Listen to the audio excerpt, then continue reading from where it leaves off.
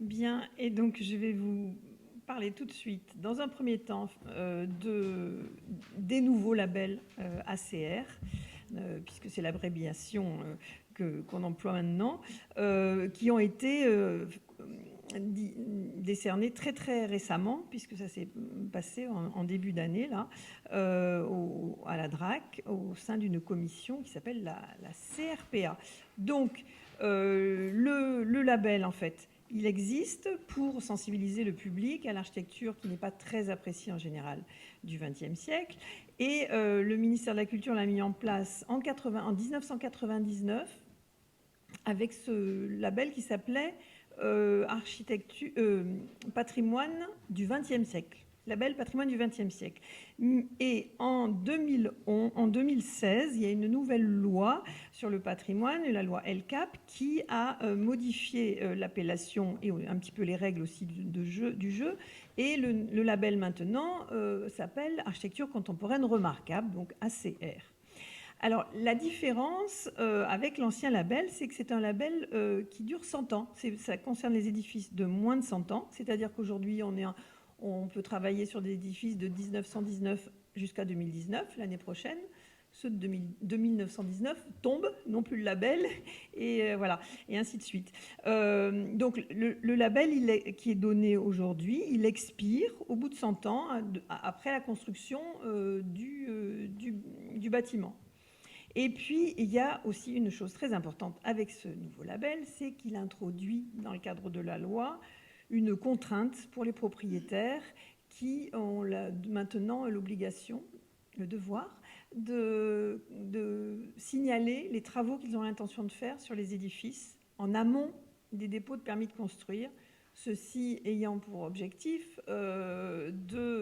Alors, c'est un conseil ensuite que donne la DRAC pour qu'on puisse conserver en fait les édifices avec les caractéristiques qui ont fait qu'on les a labellisés.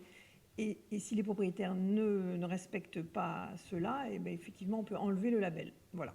Donc ça, c'est un petit peu la nouveauté de ce label ACR. Et la loi a aussi précisé des critères que je vous ai mis là. Donc il y en a 6. C'est la singularité de l'œuvre architecturale, son caractère innovant ou expérimental, la notoriété qu'elle peut avoir par des publications dans le domaine des revues d'architecture, son exemplarité par rapport à une politique publique. Vous verrez qu'on en a plusieurs là, dans l'Hérault. Il y a un 5e critère qui est si l'œuvre est un manifeste d'un mouvement architectural, ce qui est moins évident ici. Et puis le 6e critère est intéressant, c'est il faut que l'œuvre ait appartenu, enfin l'œuvre, l'édifice, ait appartenu à un ensemble dont l'auteur a fait l'objet d'une reconnaissance. Alors cette reconnaissance peut être très locale ou nationale. Jusque-là, on s'intéressait... Enfin, je veux dire, quand un architecte n'était pas connu sur le plan national, on avait tendance à considérer que son travail n'était pas forcément... ne devait pas forcément faire l'objet d'une reconnaissance. Et là, ça permet d'y arriver à des reconnaissances d'œuvres d'architectes vraiment très, très peu connus, en fait, peu publiés. Alors, en 2016, on avait 115 édifices pour toute la région, pour toute l'Occitanie, Midi-Pyrénées et Languedoc aussi ont compris. Et aujourd'hui, dans l'Hérault, c'est la feuille que je vous ai distribuée, il y a 28 labels architecture contemporaine remarquable, puisque outre les 21 que je vais évoquer rapidement, on avait avant 2 stations balnéaires, la Grande Motte, le Cap d'Agde, l'Université Paul Valéry et 4 édifices de Marcel Bernard, dont le kiosque Bosque, par exemple. Alors, comment arrive-t-on à cette reconnaissance qu'est le label ACR décerné par le ministère de la Culture?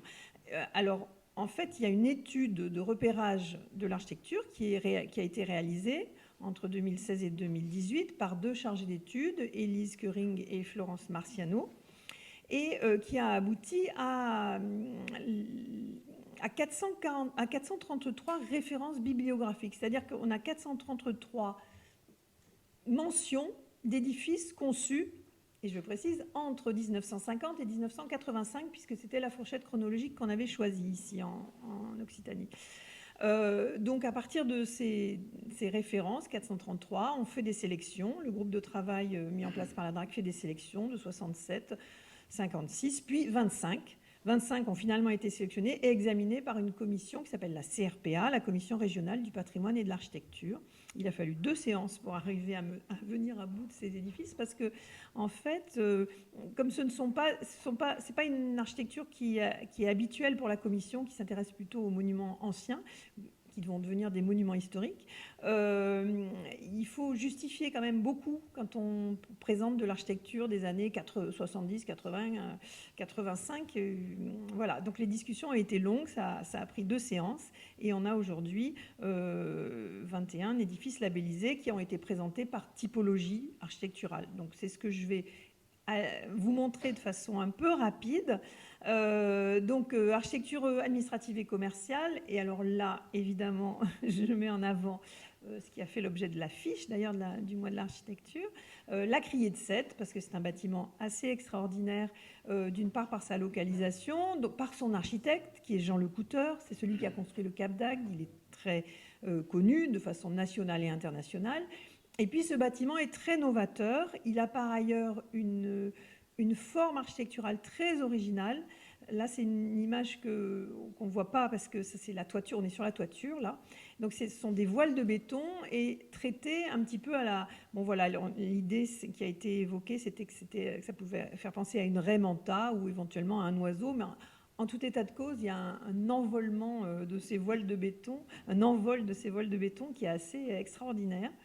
Et puis l'autre aspect qui correspondait bien aux critères, c'était le côté novateur du système de la salle de la criée, où à l'intérieur de cet hémicycle, on a un tapis roulant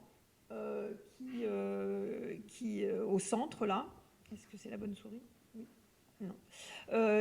Sur lequel défilent les caissettes de poissons.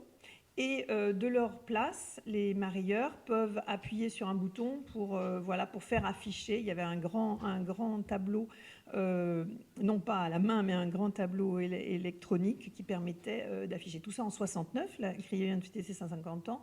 Et du coup, c'est un édifice assez novateur et qui a des caractéristiques architecturales vraiment remarquables. Alors, par ailleurs, vous ne pouvez pas ne pas connaître l'ancienne mairie de Montpellier, de l'équipe Jaulmes-Médaison, construite en 75.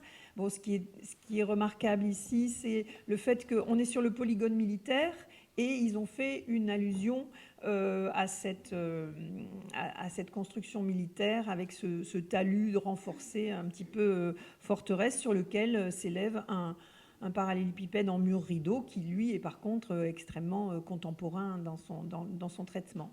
Et la tour triangle, alors là, c'était un challenge un peu de la présenter pour le label parce qu'elle n'attire pas que des amateurs. Elle n'a pas que des amateurs. Et cette tour triangle, on a considéré que... Bon, c'est vrai que c'est elle qui a cassé la skyline de Montpellier, puisqu'on la voit de partout. C'est le premier bâtiment qui s'élève au-dessus de la ville dans ces années-là, donc 78. Elle fait le lien entre la place de la Comédie, l'Esplanade et le polygone. Et puis le traitement qu'en ont fait les architectes, donc c'est l'AUE, en particulier avec Pierre Tour, qui en est l'architecte le plus connu aujourd'hui, ils ont proposé de faire cette espèce de plan incliné qui fait que le bâtiment donne l'impression, quand on est sur la place de la Comédie, de s'envoler. Et il ne ferme pas la place comme le ferait un bâtiment vertical et entièrement droit. Donc voilà, et ce qu'il faut remarquer quand on s'y promène, c'est que toutes les façades sont différentes. Voilà, donc c'est un bâtiment très intéressant. On a aussi choisi des édifices qui ne sont pas très connus, comme ça c'est le siège d'Orange. On est à la Zolade, vers le parc Euromédecine, et c'était un bâtiment qui a été construit par François Lopez en 81-82 pour être une direction de la formation des télécommunications. Alors on est dans... François Lopez a travaillé avec Jean Lecouteur, il a travaillé avec Jean Balladur. Et on voit bien dans le travail architectural qu'il y a des formes balladuriennes au niveau des rez-de-chaussée, par exemple. Voilà. Donc, mais c'est quand même un architecte qui a été important, dont on a perdu la trace aujourd'hui. On ne sait pas où est François Lopez. Il est parti en Espagne et on ne l'a pas revu, ce qui est bien dommage parce qu'on ne peut pas l'interroger sur son travail. Et alors ça, vous le connaissez certainement aussi, c'est l'immeuble de François Fontès, qui est avenue d'Assas. Pourquoi est-ce qu'il a été sélectionné? Parce que En fait, c'est un peu en 84, quand il fait ce bâtiment, François Fontès, ça devient un peu sa carte de visite parce qu'il est capable, dans un environnement du 19e, à 500 mètres du Pérou, de faire une architecture contemporaine qui est intégrée dans l'architecture plus ancienne. Voilà, donc c'était assez remarquable. Et il a travaillé l'immeuble un petit peu comme un bijou avec ses pointes de verre, non pas, et il les relie aux immeubles qui l'entourent par le traitement des balcons en pierre, comme ceux qui l'entourent. Alors, architecture de loisirs. Bon, évidemment, en Languedoc, avec la mission Racine, vous savez qu'il était habituel qu'on crée des stations nouvelles et puis qu'on développait des stations plus anciennes. C'est le cas à Ballaruc-les-Bains, qui est une station thermale et en même temps touristique, dont l'architecte en chef est André Gomis. C'est un nom qui vous dit peut-être pas grand-chose, mais il est fort connu lui aussi. Il a beaucoup travaillé en Algérie. C'est un architecte d'envergure nationale et internationale.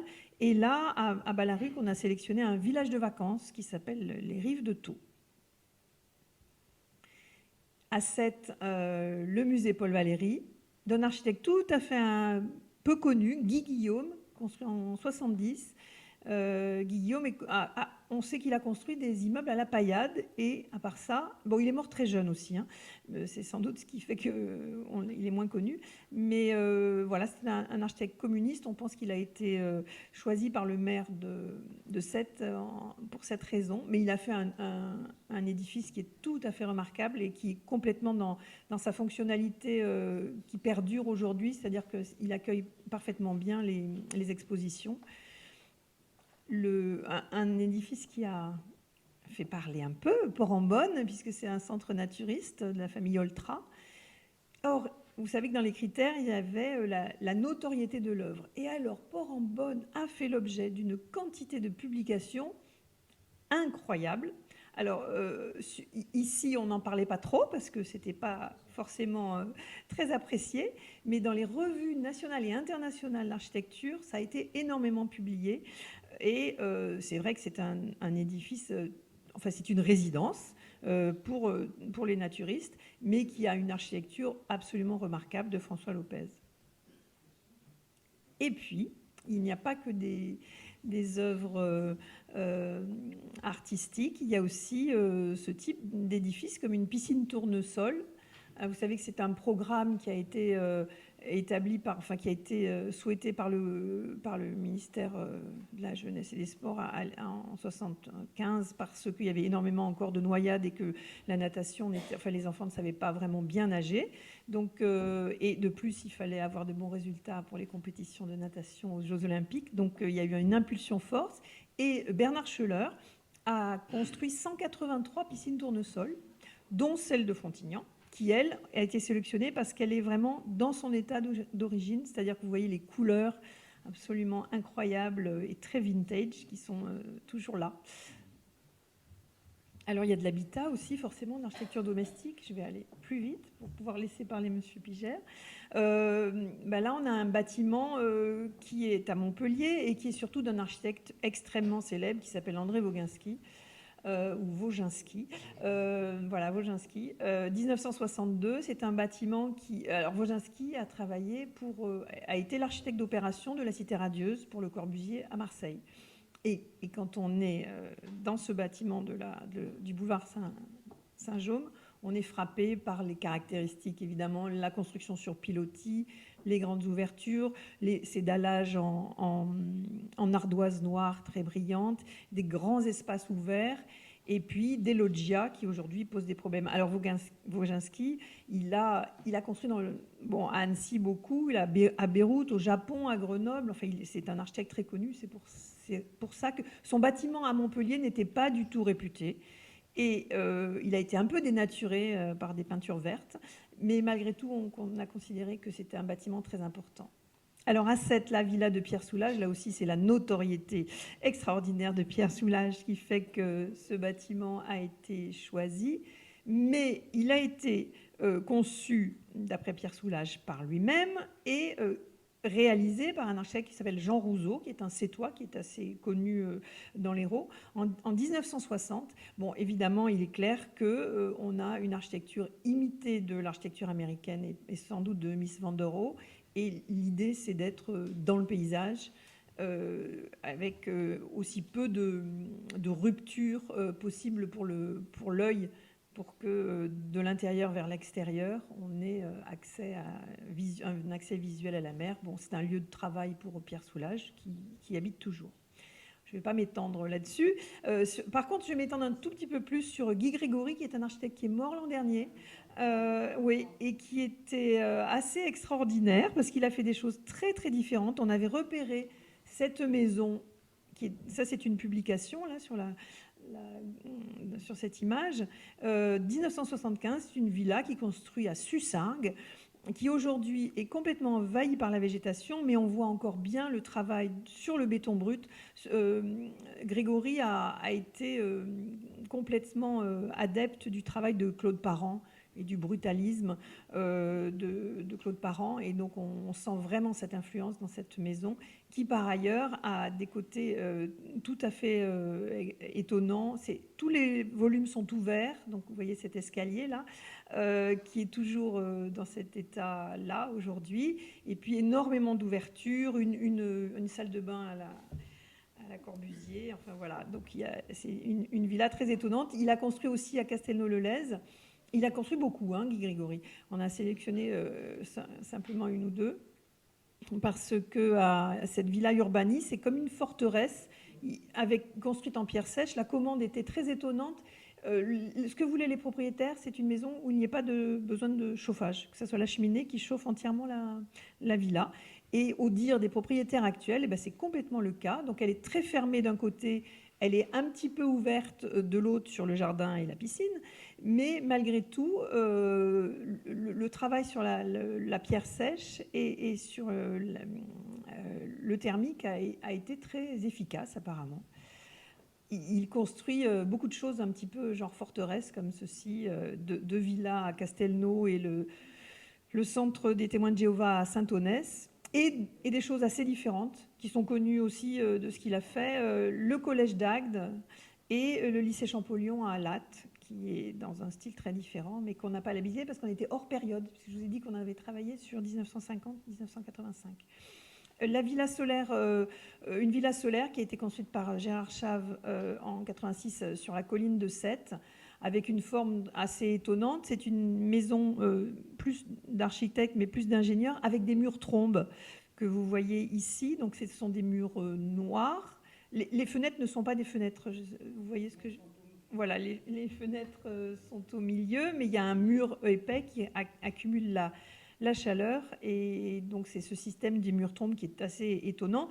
Encore plus étonnant quand on est sur le mont Saint-Clair et que tout le monde pense qu'on va voir la mer. Mais en fait, de cette villa, on ne voit pas la mer. Donc de toute manière, ce n'était pas un problème puisque ça n'empêchait pas la vue. Mais par contre, il y a un ensoleillement extraordinaire. Et de l'autre côté, il a traité de façon très judicieuse avec un bassin qui rafraîchit la maison.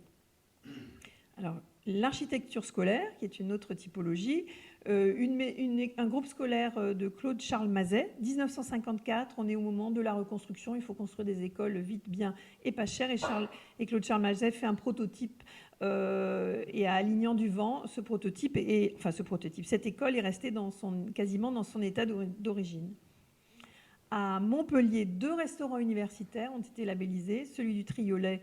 Alors ça, c'est de l'équipe, c'est le tandem Jaulmes-Médaison, qui ont innové. Alors on est en 63, et c'est l'avènement du self-service dans les restaurants universitaires. Et donc, du coup, ça modifie complètement la façon de construire, puisque l'idée est de faire un pôle central, des cuisines centrales et des salles de restaurant autour dans lesquelles il y aura des circulations très très faciles. Alors le bâtiment a été un petit peu modifié, comme vous le voyez, entre la photo du haut et du bas, mais malgré tout, c'était très novateur. Et bon, Jaulmes-Médaison sont aussi quand même très connus. Ils ont construit quelques années après le restaurant universitaire de Verbois, avec le même système de cuisine centrale sur lequel donnent des salles de restaurant différenciées, avec une architecture un petit peu différente. et toujours dans l'architecture scolaire, l'école d'architecture de Montpellier, dont vous avez en haut une photo très, très ancienne, enfin du moment de la construction, années 75, là. Aujourd'hui, elle a été englobée dans une extension qui, malgré tout, lui a conservé son aspect d'origine à l'intérieur. Et à l'intérieur, on a un immense hall que surplombe cette bête rouge là, qui est un amphithéâtre en fait. Et alors l'idée est assez géniale, c'est un amphithéâtre métallique. Et l'idée, voilà, pourquoi est-ce qu'on a sélectionné ce bâtiment, outre le fait que c'est très intéressant sur le plan de l'architecture, c'est parce que c'est très novateur. En 68, on est en 68, l'école on prévoit de créer une école de l'architecture à Montpellier, puisqu'il n'y en avait pas avant, c'était à Marseille.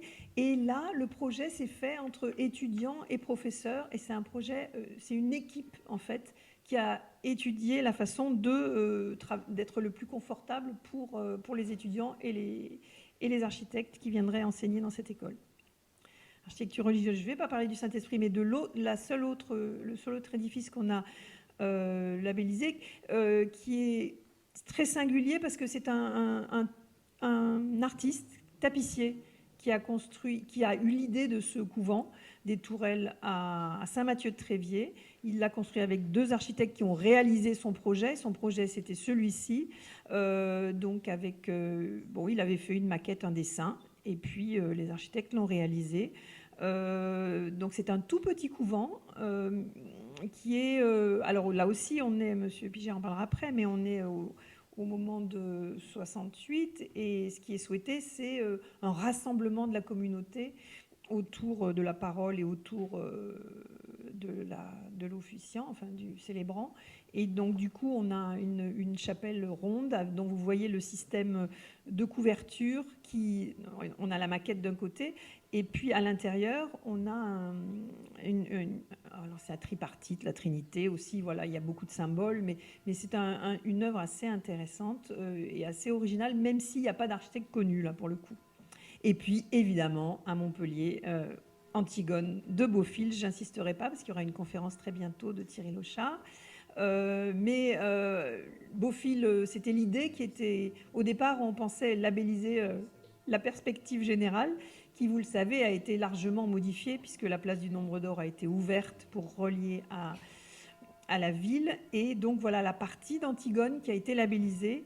Un petit peu, voilà, c'est pas forcément très bien compris par la population et par les édiles, mais c'est pas la totalité d'Antigone qui est labellisée, c'est uniquement la place du Nombre d'Or et la place du Millénaire.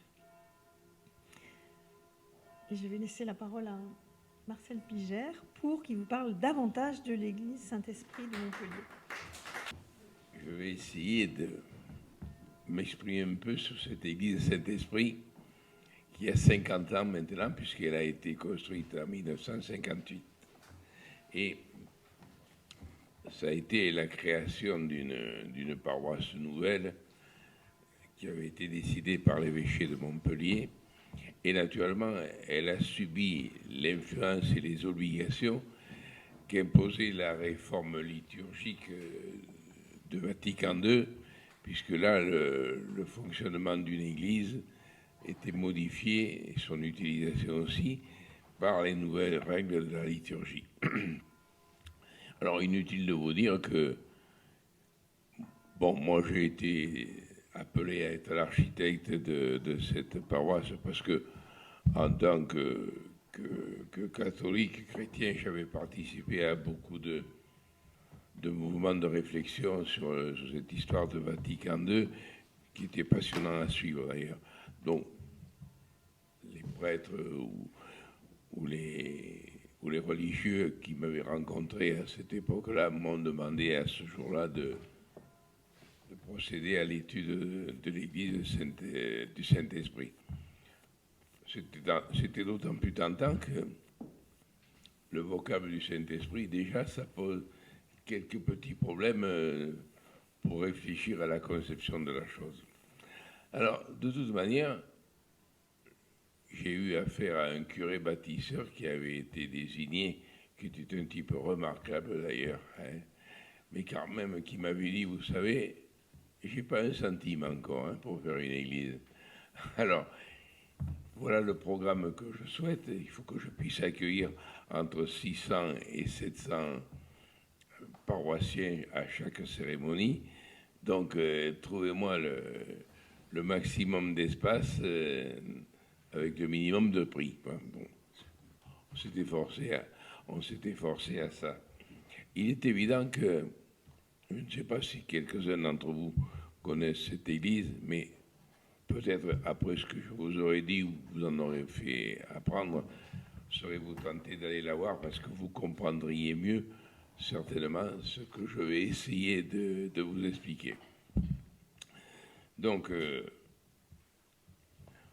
obtenir la plus grande surface avec un minimum de murs, il fallait arriver à faire des économies. Il n'y a qu'une figure possible, c'est le carré. Créer une structure d'accueil relativement haute, il n'y a que la triangulation. Donc, cet esprit, cette église du Saint-Esprit, vous la verrez toujours, soit avec un minimum de maçonnerie, soit avec des structures en bois lamellé collé. Pourquoi avoir choisi la structure en bois lamellé collé? Pour différentes raisons. D'abord, c'est d'une très grande souplesse. Par ailleurs, elle est extrêmement résistante. Elle résiste à beaucoup de choses, y compris à l'incendie comme aux intempéries.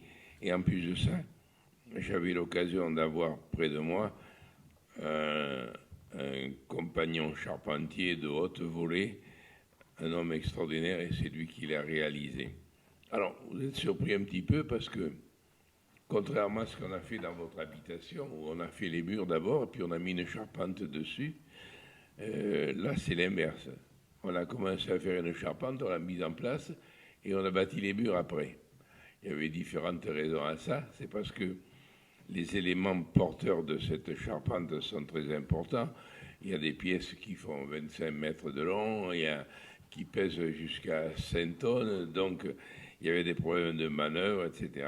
Et puis, comme tout est parti sur un phénomène de triangulation, il y avait une stabilité extraordinaire. Donc on a pu mettre la charpente en place, bien sûr en ayant fait quand même les éléments de fondation nécessaires pour la recevoir. On a pu mettre cette charpente en place et elle a résisté même à de très fortes intempéries avant qu'elle soit environnée de murs. Et ça a permis aussi de ne pas faire d'erreur sur le mur en béton brut qui cale le sanctuaire et qui a été vraiment aligné et arasé en fonction de la charpente qui avait été mise en place. Donc, tout ceci a permis quand même une construction relativement rapide et on voulait aussi avoir, par une structure en bois, une vision aussi agréable de l'intérieur d'un édifice comme celui-ci, car comment décorer un volume aussi important, comment l'animer sur une structure. Moi, je n'avais comme idée que l'utilisation du bois en lamellé collé, que je connaissais bien puisque j'avais participé à des études assez importantes là-dessus. Voilà. Donc cet édifice s'est bâti petit à petit et ses dimensions sont simples. Au carré au sol, c'est 25 mètres. En fêtage, le plus haut, c'est 17 mètres. Sur les pignons latéraux, que vous verrez probablement tout à l'heure avec les vitraux, ça a été 11 mètres. Donc on a quand même une envolée de volume très important dans cet édifice. Bon, ça plaît ou ça plaît pas, ça a surpris certains, d'autres l'ont parfaitement assimilé. Vous avez là les phases extérieures. Bon, en réalité, c'est presque un grand toit posé au sol, comme une tente, la tente dans le désert. Bon, mais donc toute la structure porteuse, constituante, est uniquement en bois. Après, vous avez les grands pignons, les trois orientations, puisque on avait tenu compte de ça. Les trois orientations principales, l'Est, le Nord, le Sud, l'Est, l'Ouest et le Sud, pardon, je me trompe, qui ont été fermés par des vitraux. Au début, on n'avait pas beaucoup d'argent et on avait pensé que ça ne serait pas des vitraux, ça serait du simple vitrage. Et puis finalement, on a été en contact avec le vitrailliste et lui nous a dit mais non, mais je vais arriver à vous faire des vitraux à un prix convenable. Et c'est vrai. Alors, par contre, moi, j'avais un impératif. Je ne voulais pas du tout du figuratif. Le Saint-Esprit s'est manifesté par les éléments, l'eau, le vent, le feu, etc. Donc, il fallait à tout prix que ça soit non figuratif. Et utiliser les trois orientations principales d'éclairement pour des motifs, pour des couleurs, etc., qui permettent justement un ensoleillement et un bon éclairage de cette église. C'est comme ça que ça a été réalisé. Le vitrailliste était un homme remarquable, etc. Alors, je vous parlais tout à l'heure de la conception de l'église en fonction des impératifs de Vatican II. On a abandonné avec Vatican II ce qu'on a appelé pendant des décennies le plan basilical, c'est-à-dire une grande nef, des bas-côtés et un chœur, une abside tout à fait à l'extrémité avec la croisée des transepts. Là, nous avions un problème de se conformer rigoureusement, on y tenait beaucoup, aussi bien les prêtres que moi-même, à Vatican II. Donc, si vous allez dans cette église, vous aurez une entrée modeste avec un petit hall d'entrée, etc. Vous découvrirez immédiatement le baptistère qui a été fait en évocation du baptême du Jourdain, c'est-à-dire avec une possibilité d'un bassin. Si on veut faire le baptême par immersion, on peut le faire, et le baptême classique avec la source d'eau vive. Donc, on entre, le baptistère, et ensuite on pénètre dans l'ensemble, dans le volume général de l'église. Où, par contre, il y a un autre élément qui est important, c'est le sanctuaire lui-même. Le sanctuaire qui comporte donc obligatoirement l'autel, bien sûr, pour la célébration, le siège du président qui ferme l'assemblée, tout à fait, et l'ambon, donc le lieu de la parole. Alors là, il y a un petit problème qui se posait, comment le réaliser, ces trois éléments, de manière à ce qu'ils soient bien visibles, bien lus par le public, par les fidèles. Moi, j'ai voulu le réaliser dans un seul matériau. Bon, sur la photo là, qui apparaît, il y a des sièges, ils n'étaient pas prévus comme ça, mais enfin bon, peu importe. Par contre, vous voyez parfaitement l'autel à gauche, le siège du président et l'ambon. Au-dessus, plus loin derrière l'autel, c'est le tabernacle. Et j'ai voulu ça, le réaliser dans un seul et même matériau, c'est-à-dire du béton clair, du béton blanc, de manière à ce qu'on ait vraiment, dans ces trois éléments, une union complète du sanctuaire. Il est surélevé, il est avec une dalle en élévation qui donne un peu d'aérien, et il s'inscrit sur ce fameux mur arrière de béton, le seul mur d'ailleurs de cette église. Hein. Et ce qui a permis le fait que l'Assemblée se fasse face à ce mur, mais se retrouve en vision totale de la rentrée processionnelle du prêtre suivi des fidèles. C'est-à-dire que quand on rentre dans l'église, au lieu de rentrer par le fond ou de rentrer on rentre latéralement et le prêtre rentre d'une façon processionnelle. C'était ce qui était dans les directives de Vatican II, qui a essayé de s'instaurer quelquefois dans les églises anciennes, ça n'a pas toujours été facile, mais enfin bon, toutes les églises contemporaines ensuite ont adopté ce machin-là. Alors, on rentre en possession. Il y a eu des petits éléments qu'on avait adaptés. Par exemple, dans cette église, vous trouverez un sol légèrement en pente pour que les gens qui sont au fond aperçoivent le mieux possible le célébrant. Il y a même eu une petite nurserie. À l'époque, il y avait beaucoup de jeunes mamans qui allaient avec des enfants en bas âge. Ça pleurait, ça avait besoin d'autres éléments, et elles avaient une petite nurserie à leur disposition. Donc on a essayé de s'organiser véritablement dans le cadre de Vatican II. Alors, il n'y a rien de... Par contre, si les vitraux sont assez spectaculaires, parce qu'ils ont été réalisés d'une façon remarquable. Vraiment, ça a été un chef-d'œuvre, ça. Hein. Et l'intérieur, vous verrez que des poutres de bois de différentes dimensions, de différentes formes, avec une recherche de lambris qui forment le plafond, mais qui a été mis dans certaines directions de manière à ce que les lignes des poutres se croisent plus ou moins, mais ne se confondent pas avec les lignes de plafond. Voilà des petites recherches qui ont été faites comme ça. Hein. Et que vous dire de plus de cette église? Bon, si ce n'est qu'elle est assez bien utilisée par les gens de la paroisse.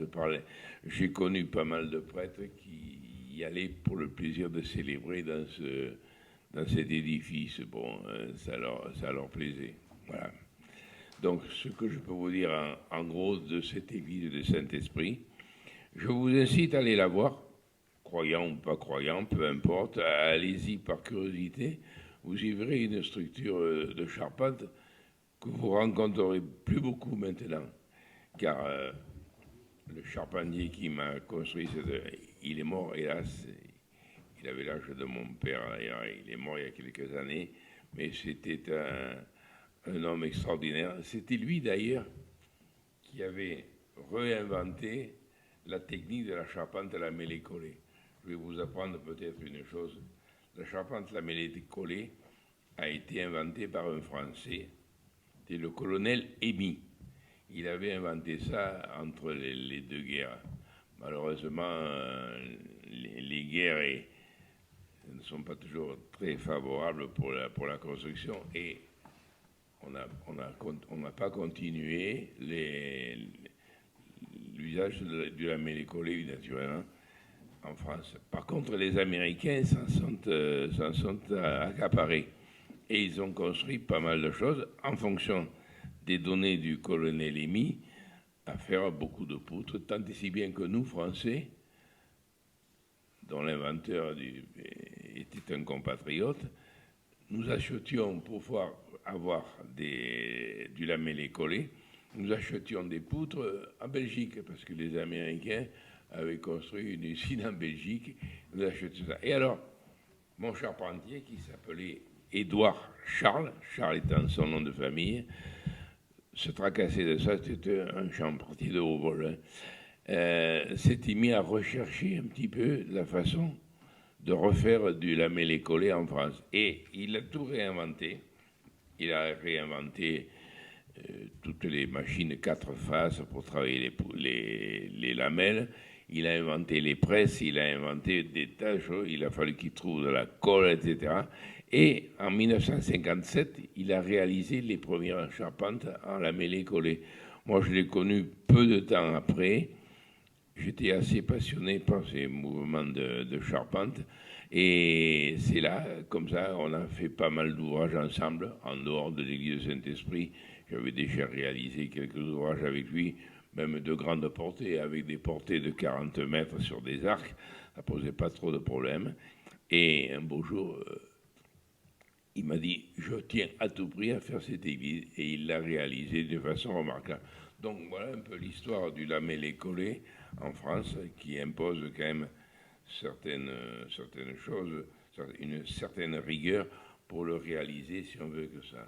Alors, là, vous avez à l'image, c'est autre chose, ça. C'est une structure qu'on ne visite plus et qui est abandonnée au zoo de Montpellier. On avait construit cette serre, c'était une serre tropicale qui était en collaboration avec le Jardin des Plantes, le professeur Nouvel à Paris. On avait construit cette serre de manière à pouvoir faire de l'élevage de plantes tropicales. Elle est restée pas mal d'années comme ça. Pour la petite histoire, la commune n'avait pas tellement d'argent. François Delmas savait pleurer un petit peu quand il le fallait. Et il m'avait confié une équipe de harkis de manière à faire les fondations, la préparation du terrain. J'y allais tous les matins, leur montrer le travail à faire et ils m'ont fait manger des sardines grillées pendant 1 mois et demi comme ça. J'en avais eu une indigestion. Mais on a construit cette serre, elle a très bien fonctionné. Elle a même tellement bien fonctionné que j'avais prévenu parce qu'elle est orientée vraiment en plein sud, sur un plan collinaire. Et un beau jour, il a été surpris parce que les épines de cactus se transformaient en feuilles. Ça montait les températures invraisemblables. Et il a fallu qu'on envisage de faire une ventilation de cette serre. Et maintenant, elle est complètement, je le regrette, elle est complètement abandonnée par la ville de Montpellier, par le zoo de Lunaret qui s'en désintéresse totalement. Je regrette parce qu'il y a une magnifique charpente en bois lamellé collé là aussi, qui est extrêmement résistante, mais bon, ils n'en ont plus besoin. L'image que vous voyez là, j'ai été pendant de nombreuses années l'architecte de la démoustication. J'ai construit tous les centres de démoustication des Bouches-du-Rhône jusqu'à la frontière espagnole, jusqu'à Perpignan, là-bas. Et là, vous voyez, c'est une réalisation entièrement en béton qui date de 1970-71 et qui existe à Montpellier. Bon, la photo n'est pas très parlante, elle n'est pas très flatteuse parce qu'il y a eu des salissures sur les façades. Bon, mais ouais. C'est un des ouvrages que j'ai réalisé à Montpellier qui a quand même son intérêt de par toute la volumétrie et puis surtout ça renferme l'administration départementale et régionale de la démoustication et également tous les laboratoires de recherche d'études pour la lutte contre le moustique. Voilà.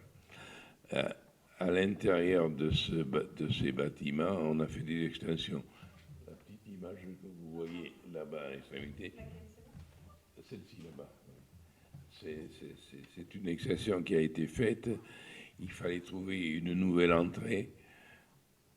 L'image, on le verra après. Pour des questions compte tenu de l'agrandissement, du développement de l'établissement, il a fallu trouver un autre système de pénétration dedans, de distribution. On a créé une nouvelle entrée, ce que vous voyez là sur votre droite, et avec un hall d'entrée d'une structure aussi en bois lamellé collé. Je suis un fanat du bois lamellé collé. Bon, là, ici, l'escalier que vous voyez, c'était l'escalier principal, il existe toujours d'ailleurs, de l'entrée primitive de la démoustication. Il est constitué uniquement de grosses dalles de béton, de pierre, pardon. Ce sont des dalles de pierre uniquement qui reposent sur une crémaillère centrale. Il existe toujours, il est très agréable à voir et il a fait l'étonnement de beaucoup de gens. Sur la photo, on ne le voit pas très bien.